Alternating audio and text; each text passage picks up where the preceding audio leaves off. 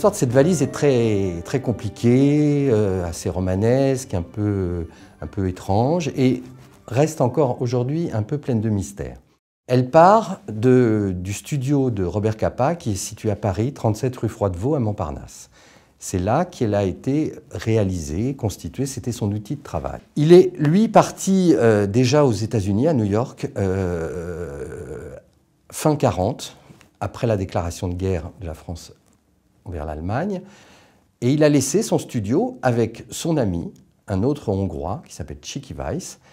Et dans ce studio, il y avait des photos, des rouleaux de pellicule, beaucoup de choses. Quand Tchéky Weisz lui-même a considéré qu'il valait mieux partir, il part. Alors là, il y a plusieurs scénarios. Il prend cette valise qui est en fait constituée de 3 boîtes, bourrées de négatifs, de 126 rouleaux de négatifs. Il l'a donné probablement à un réfugié espagnol. Et ce réfugié espagnol l'a confié à des diplomates.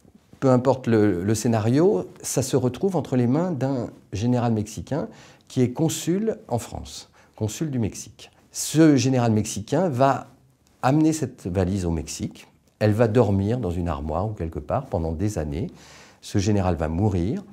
Et quelqu'un de sa famille, qui s'appelle Tarver, va un jour, en 2000 à peu près, retrouver tous ces négatifs, les regarder, s'apercevoir que ça concernait la guerre d'Espagne.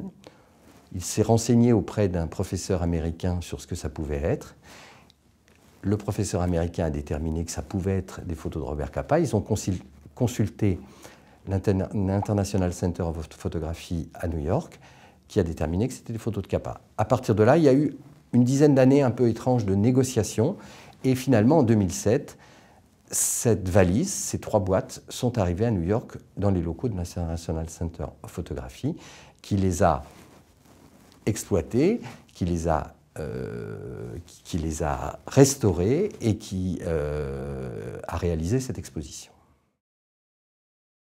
En fait, Robert Capa, avant la guerre d'Espagne, n'existe pas en tant que photographe.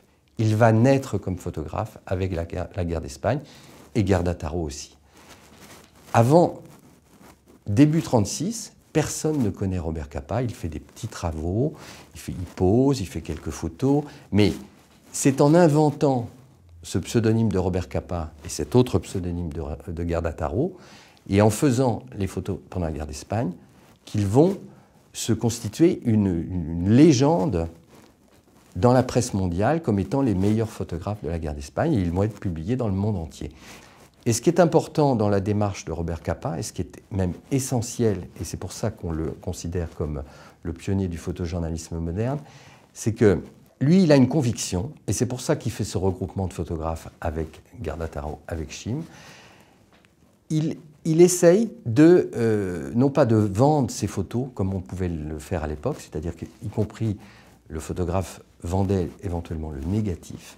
Lui, il veut que ces photos soient publiées avec les légendes qu'il a rédigées, qu'il ait un contrôle sur la mise en page dans le journal, et que surtout, il conserve les négatifs et les tirages, et que cette photographie soit signée dans le journal comme étant une photographie de photographe, alors que souvent, les photographies à l'époque n'étaient pas signées.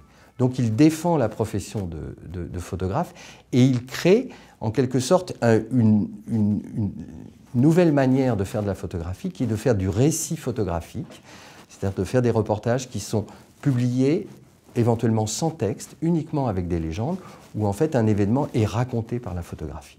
Et c'est ça qu'il va inventer, et c'est pour ça qu'on dit qu'il est l'inventeur du photojournalisme de guerre moderne.